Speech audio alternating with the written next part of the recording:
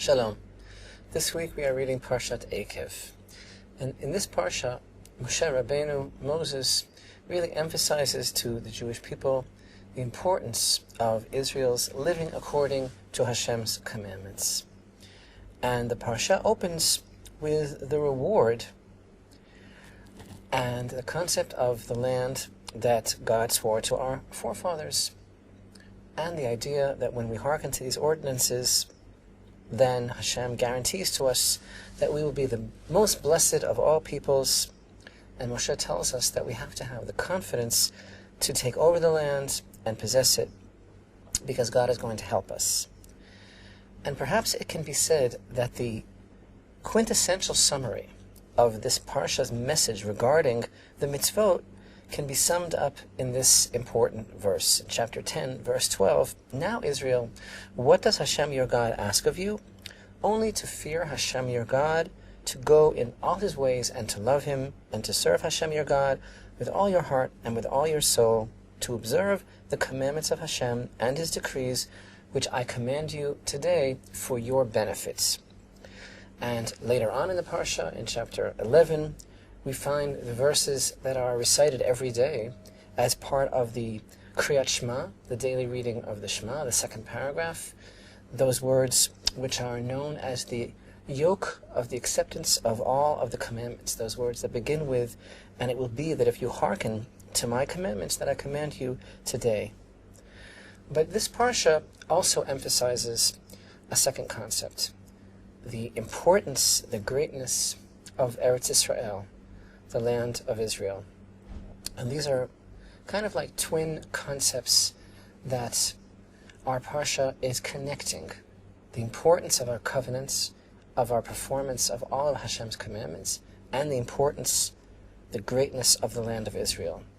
In verses like this, "For Hashem your God is bringing you to a good land, a land of streams of water, of springs and underground water coming forth in valley and mountain, a land of wheat, barley, grape, fig, and pomegranate, a land of oil, olives, and date honey, a land where you will eat bread without poverty, where you will lack nothing there, a land whose stones are iron, and from whose mountains you will mine copper."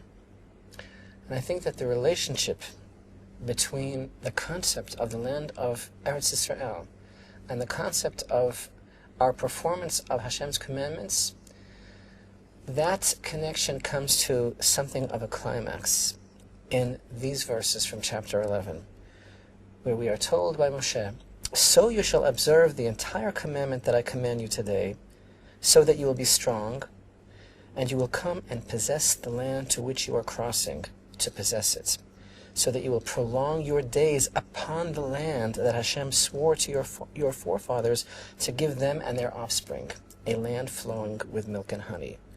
For the land to which you come to possess it, it is not like the land of Egypt that you left, where you would plant your seed and water it on foot like a vegetable garden, but the land to which you cross over to possess it is a land of mountains and valleys.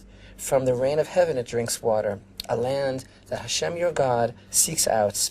The eyes of Hashem your God are always upon it, from the beginning of the year to year's end."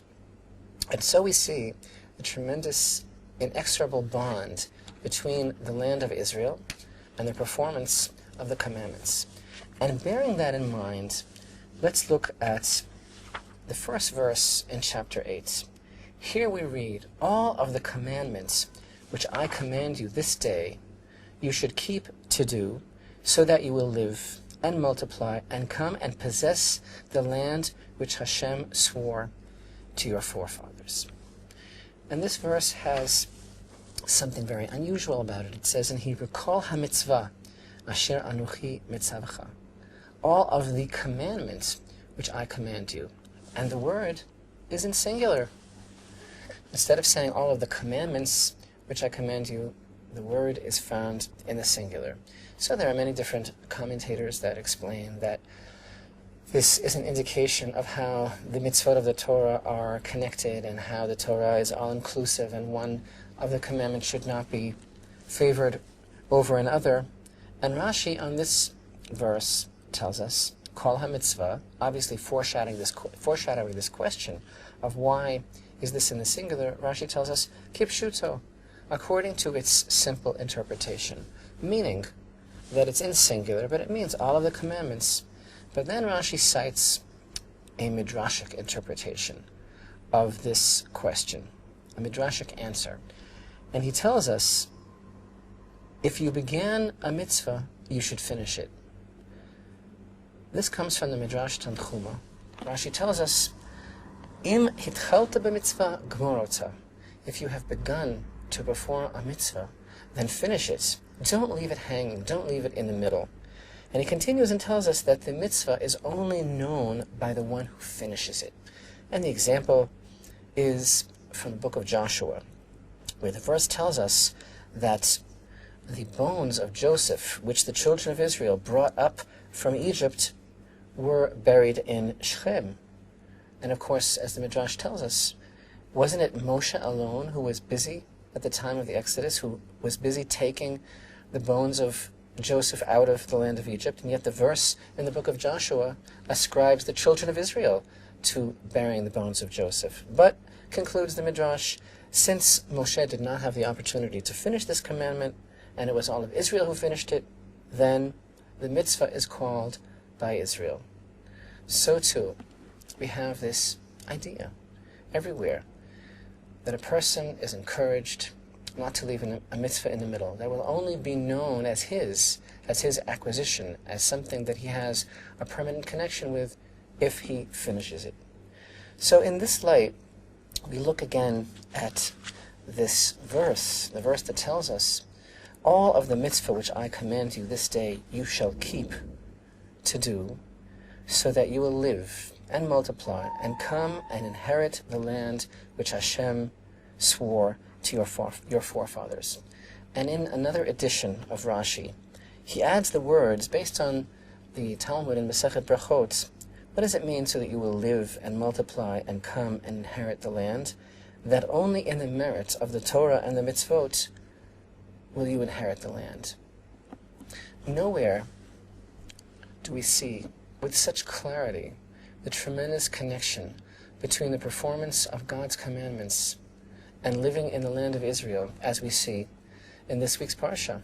And as this Rashi indicates, the entire merit of being in the land of Israel, our entire ability to dwell there and to possess it, is only in the merit of our keeping the Torah and the commandments.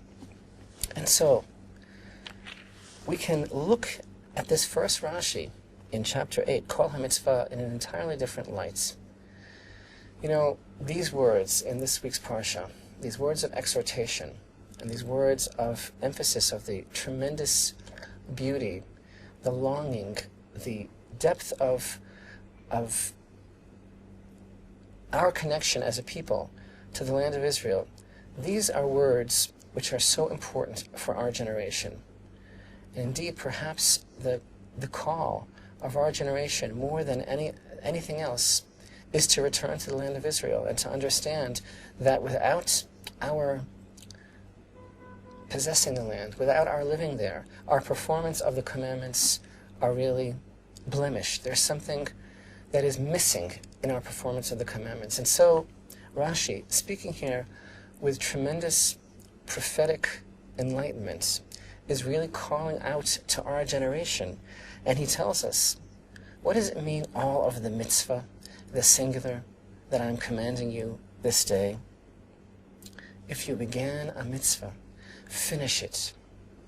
And with these words, he's calling out to our generation and telling us, the mitzvah, the commandment of living in the land of Israel, this is the commandment that Israel is missing.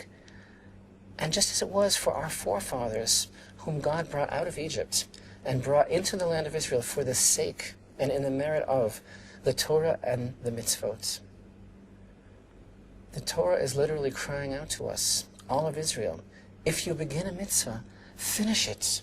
The mitzvah that your forefathers began, the mitzvah of living in the land of Israel, where the Torah and the commandments are to be performed, where Jewish life has meaning. And this, indeed, is the message for our generation, a generation that needs the confidence and the inspiration to know that we can go into the land and possess it. And this verse and Rashi's words are calling out to every generation, to all of Israel. If you began a mitzvah, the mitzvah, for which all of the mitzvah are connected through, the place for all of the mitzvah to be performed, if you, Israel, began a mitzvah, the mitzvah of living in the land of Israel, finish it.